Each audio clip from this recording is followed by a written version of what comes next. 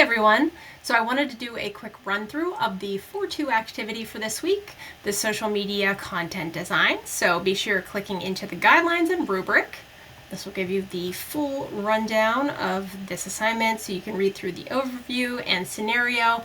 It's very similar to what we were working on last week, and we'll still be working with Margarita's brick oven for this week. So whereas last week you created profiles for the Instagram and X accounts, this week you'll be working with Facebook and Instagram and creating social media posts for those platforms. So you can read through all of this. The directions will spell out exactly what you need to create, so you can use either Photoshop or Illustrator for this. Make sure you have the design brief open in front of you, the style tile, and of course you want to use imagery from that image bank. You'll save your content as JPEG files. As always, you are welcome to upload your native files, so a PSD file or an AI file. If you want me to help you walk through anything, I'm always happy to do that or give you some ideas. So you'll be creating a Facebook post and an Instagram story. Now, what's not really spelled out here are specs, but I will share this link from Hootsuite. This has been updated for 2025. So if you scroll down here, you'll see some Instagram images sizes. So for stories and reels, 1080 by 1920 is a good size to use. And then here's some Facebook image sizes. You could do like a square. That's what I did in my example. So a 1080 by 1080. And then, like I said, as you are starting, make sure you have that design brief open. This was available in that zip file that's actually linked here. If you scroll down, you probably downloaded the materials for this last week, but just in case you need them again, that is here. So make sure you're taking a look at that. You could use the tagline here. This would make like a great headline. And then, of course, you want to have that promotional messaging in here. So this order online today using this coupon code. So to start, what I would do is open your style tile. You can open this up in Illustrator, and this will give you access to, the logos, the colors, and then of course, you have access to the fonts. These are Adobe fonts. And you've got the brand inspiration down here, but I would recommend using the images directly from the image bank, just dragging them into a new document. So whether you're using Photoshop or Illustrator for this, you could use either or. In this example, I'm just using Illustrator just because I find it a little bit easier to work with, but it's completely up to you. You can just take these logos and copy and paste. So that's my recommendation as far as all design work. If you have the vector files available to you, use those. Those are just going to give you the best quality product as far as imagery. Don't, convert them to PNG files or anything like that. You'll get a much crisper result just using the vector. So you copy and paste in Illustrator, and I'll kind of show you an example. So here's my reels that I created, the stories. You can just copy and paste that right in and resize, of course. And you can do the same thing in Photoshop as well. Just copy and paste those vector files, and those are automatically embedded in your files then.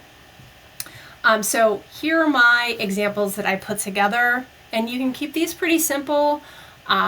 And I wanted to do this just to kind of give you two options. Of course, you only have to create one visual design concept for each, but I wanted to show you a couple of ways that you could pull in some of those secondary colors that are in the color palette. So you could actually take these colors, copy them, and paste them. That way you have them. And I actually created a little Margarita's color swatch folder here. So I have all of these colors saved in here now. And so this image, this obviously from the image bank, I like this because it had that basil color in it, and I thought that we could use a very kind of light, like an accent color using that basil color. So I used that as kind of the stroke color for these boxes. And I used the boxes here with a slight opacity on them. So I think, yeah, they're each 90%. So you can still see a little bit of the texture in the background with these. And then again, I pulled that basil color into the coupon code to kind of give this a little bit more emphasis, made it a little bit bigger. I'm using that Thirsty Rough font and kind of varying it with the agenda font here. And then I'm using the tagline here at the bottom kind of as sort of like a headline area. Same with this one, using the tagline at the top this time. This is one of the images from the image bank. Again, it has that kind of basil color in it, but as the accent color, I used that mushroom color that's in the secondary colors. And then I created sort of a gradient up here. I don't know, you probably can't see it. It's like a, I think this is the mozzarella color in the color swatches. And I did just kind of that color to transparent so that it sort of gave the text a little bit more contrast behind it to just make it a little bit more readable. You can see I like that texture in the background, but it does make it a little bit tough to read, so I added that in here.